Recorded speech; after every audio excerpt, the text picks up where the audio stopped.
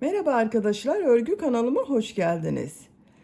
Birçok yerde kullanabileceğiniz tığ işi bakın puf çiçekler yaptım. Beyaz renkli, mavi renkli, pembe renkli. Bunları rengarenk yapabilirsiniz arkadaşlar. Bugün sizinle bu kolay ve güzel puf çiçekleri birlikte yapalım. Ben genellikle bebek örgülerimde kullanıyorum. Siz evinizde dekoratif amaçlı kullanabilirsiniz, süsleme amaçlı. Kırlentler yapabilirsiniz, battaniyeler yapabilirsiniz arkadaşlar. Dediğim gibi ben bebek örgülerini süslemek için kullanıyorum. Beyaz renkli iplik ile çalışıyorum bugün arkadaşlar. Tığ olarak 5 numara 3 milimetre tığ kullanıyorum. Bu orta bölümde de sarı renkli iplik kullanıyorum.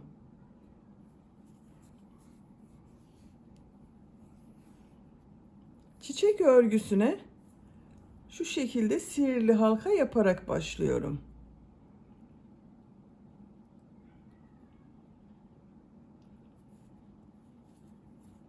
Zincir yaptım, sağlamlaştırdım. 3 zincir yapıyorum. Tığ üzerine iplik alıyorum. Trabzan yapıyorum. 2 zincir yapıyorum. Bir trabzan yapıyorum. 2 zincir, bir trabzan, 2 zincir,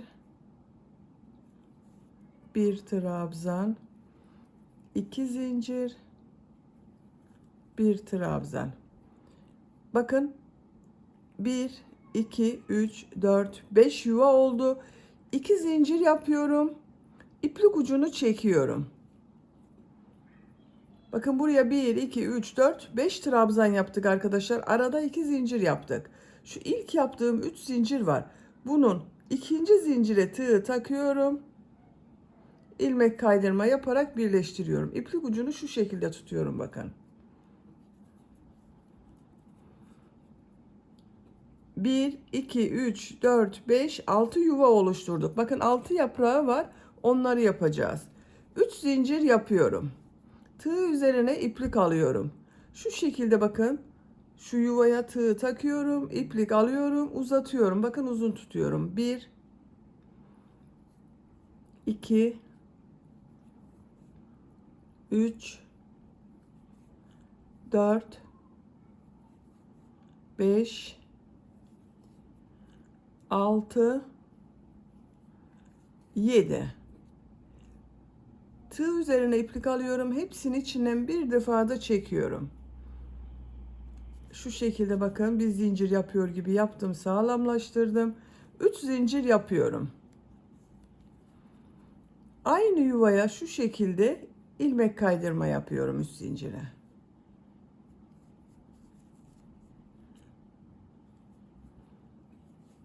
Diğer yuvaya bakın 2 zincire ilmek kaydırma yaparak geçiş yapıyorum. 3 zincir yapıyorum. Yine bunun gibi yapıyoruz arkadaşlar. Aynı oluyor. 1 2 3 4 5 6 7. Bu iplikleri uzun tutarsanız daha puf örgü olur arkadaşlar.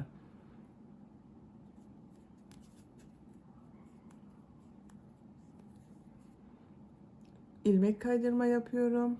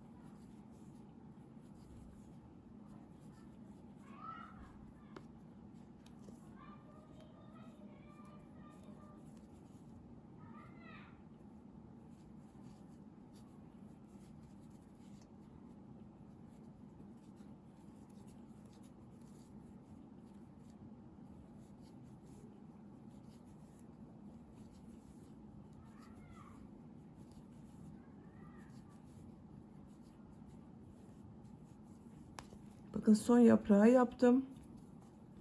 3 zincir yapıyorum. İlmek kaydırma yapıyorum.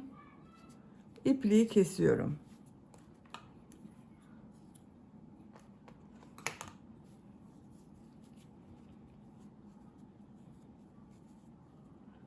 Bakın arkadaşlar, bu şekilde oldu. Çok güzel oldu.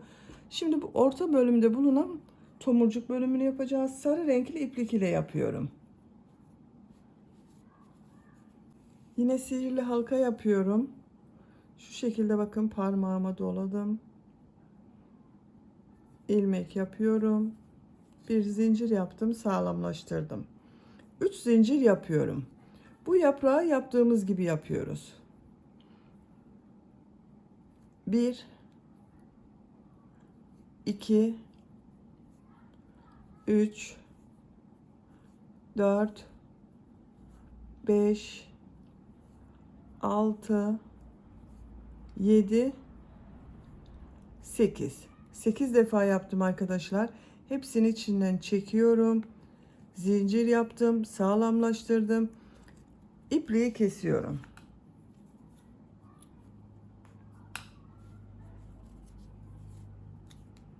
Şu bakın, sihirli halka ipliğinde ucunu çekiyorum arkadaşlar. Bu şekilde. Şimdi bunu bu orta bölüme takacağız. Bakın, burada yuvalar vardı. Tığ takıyorum. İplik ucunu çekiyorum. Örgünün ters tarafına. Karşısına gelen, bakın şuraya da aynı şekilde tığ taktım. Diğer iplik ucunu çekiyorum.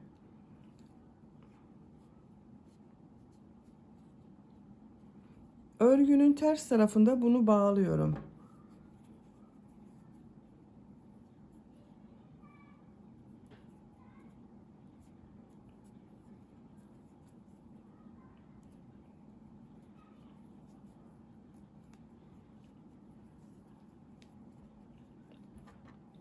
Bakın, çok güzel oldu.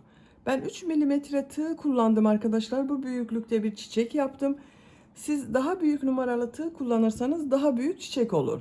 Tığ numaranız daha küçük olursa daha küçük çiçekleriniz olur.